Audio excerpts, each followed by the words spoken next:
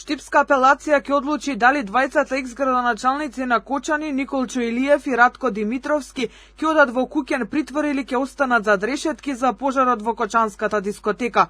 Поблага мерка судот во Кочани донесе и за поранешната директорка на Државниот пазарен инспекторат. Таа веќе е дома, а дали таму ќе заминат и двајцата градоначалници ќе зависи од апелационите судии. Обвинителството се жали само за одлуката за двајцата градоначалници, оти смета дека мерката за поранешната директорка на пазарна била адекватна, бидејќи биле изнесени околности и причини за тоа. Од 24 осомничени кои се во притвор имало 22 жалби, а 3 од нив Кочанскиот суд ги прифатил.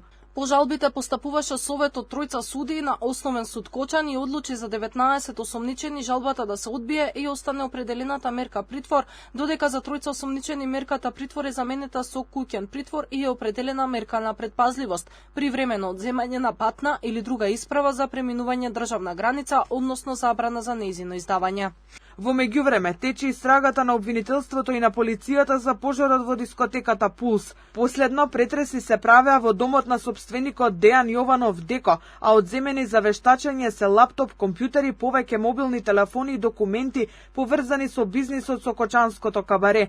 Полицијата изврши претреси во кафе барот Класик, а се испрашуваат и роднините на Јованов. Тој е осомничен за нелегално управување со дискотеката. Во полициска станица биле викнати и сопругата и ќерката на собственикот на дискотеката. Некои од медиумите објавија дека ќерката ја подигнала фалсификат лиценцата од Министерството за економија. Во истрагата опфатени се 27 луѓе и 3 фирми, а истражни постапки има и против 7 полициски службеници од Штип и Кочани. И таа истрага се шири, бидејќи според последните информации од МВР се проверува секое постапување на полициските службеници и вечерта и потпишувањето на согласности за дискотеката да функционира.